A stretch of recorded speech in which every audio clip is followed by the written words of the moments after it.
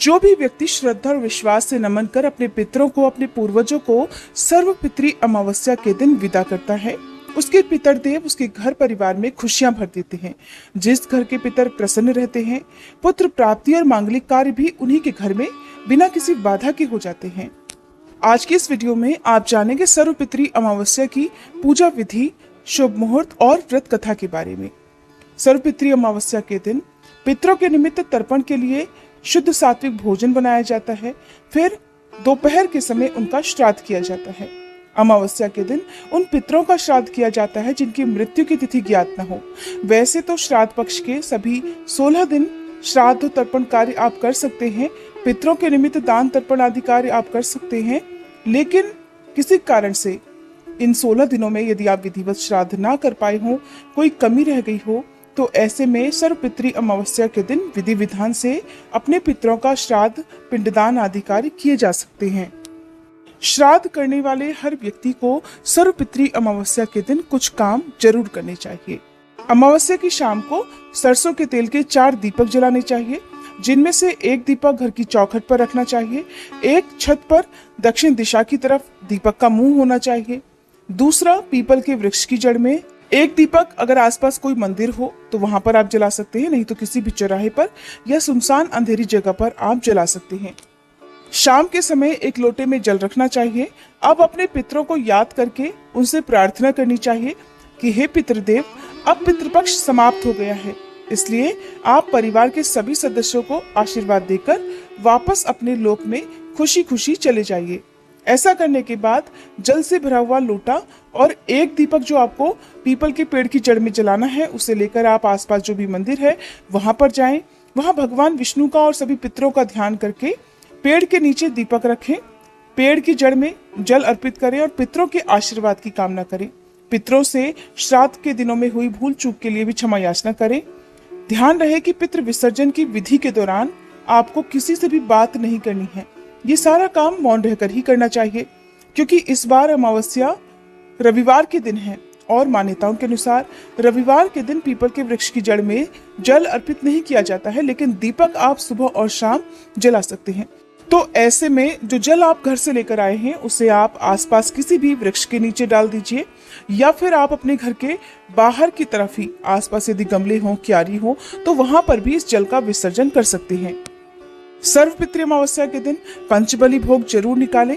पंचबली भोग 5 जीवों के लिए निकाला जाता है, जिसमें से पहला हिस्सा जिसे गौग्रास कहते हैं, गौबली कहते हैं, वो गौ माता के लिए, दूसरा कुत्तों के लिए जिसे कुक्कुर बलि कहते हैं, तीसरा कौवों के लिए जिसे काक बलि कहते हैं, चौथा चींटियों के लिए जिसे पिपलिकादि बलि कहते हैं, और 5वां देवताओं के लिए जिसे देव बलि कहते हैं।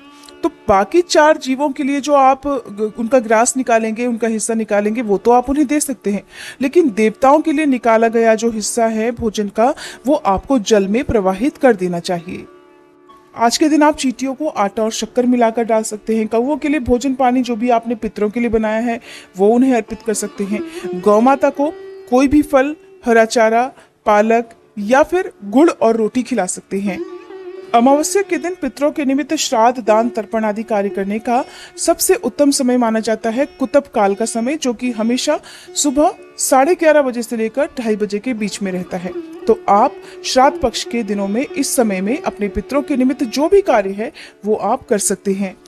ध्यान रखें कि अमावस्या के दिन यदि आपके द्वार पर कोई भी भिक्षुक आए, कोई भी याचक आए, उन्हें खाली हाथ न लौटाएं, कुछ ना कुछ उन्हें दान की सामग्री देकर ही विदा करना चाहिए। भूले से भी आज के दिन पुराने वस्त्रों का या गाय को जूठी रोटी का या किसी भी तरह का जो पहले आप उपयोग कर सके हैं सामान, ऐसा दान में नहीं देना चाहिए। सर्वपितृ अमावस्या की पौराणिक कथा के अनुसार श्रेष्ठ पितृ अग्निश्वात और बहिष्पत की मानसी कन्या अक्षोदा एक बार घोर तपस्या कर रही थी। वह तपस्या में इतनी लीन थी कि देवताओं के 1000 वर्ष बीत गए। उनकी तपस्या के तेज से पितृलोक भी प्रकाशित होने लगा और सभी श्रेष्ठ पितृगण अक्षोदा को वरदान देने के लिए एकत्रित हुए। उन्होंने अक्षोदा से कहा कि पुत्री, हम सभी तुम्हारी तपस्या से बहुत प्रसन्न हैं, इसलिए जो चाहो वर मांग लो। लेकिन अक्षोदा ने पितरों की तरफ ध्यान नहीं दिया। वहीं उनमें से अति तेजस्वी पितृ अमावस्या को वे बिना पल के झपकाए देखती ही रही। पितरों के बार बार कहने पर अक्षोदा कहने लगी कि हे भगवान, क्या आप मुझे सच में वरदान देना चाहते हैं? इस पर तेजस्वी पितृ अमावसु ने कहा, अक्षोदा वरदान मांगो। तब अक्षोदा अर्थात अक्षोदा ने कहा कि अगर आप मुझे वरदान देना ही चाहते हैं तो मैं इसी समय आपके साथ आनंद चाहती हूँ। तब अक्षोदा की ये बात सुनकर सभी पितृ क्रोधित हो उठे। उन्होंने अक्षोदा को श्राप दे डाला कि वह पितृलोक से पतित होकर पृथ्वी लोक पर चली जाएगी। जिसके बाद अक्षोदा पितरों से क्षमा याचना करने लगी। तब पितरों को उस पर दया आ गई। उन्होंने कहा कि तुम पृथ्वी लोक पर मत्स्य कन्या के रूप में जन्म लोगी। वहां पराशर ऋषि तुम्हें अपनी पत्नी के रूप में स्वीकार करेंगे और तुम्हारे गर्भ से व्यास जी जन्म लेंगे, जिसके बाद ही तुम पुनः पितृलोक में वापस आ पाओगी। अक्षोदा के इस अधर्म कार्य को अस्वीकार करने पर सभी पितरों ने अमावसु को आशीर्वाद दिया कि हे अमावसु, आज से यह तिथि आपके नाम से जानी जाएगी। जो भी व्यक्ति वर्ष भर में श्राद्ध या तर्पण नहीं कर पाता और अगर वह इस तिथि पर श्राद्ध और तर्पण करता है तो उसे श्राद्ध पक्ष की सभी तिथियों का पूर्ण फल एकमात्र अमावस्या की तिथि को ही प्राप्त हो जाएगा।